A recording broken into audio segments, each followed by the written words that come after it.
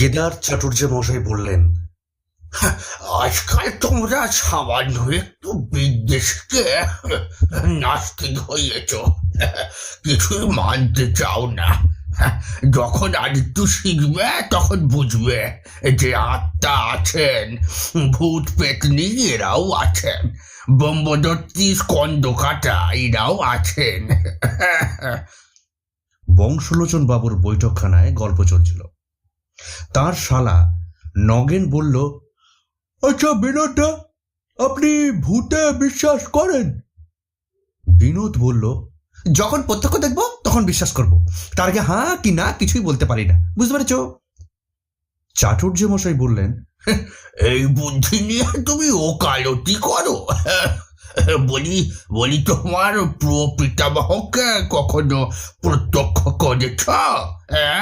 McDonald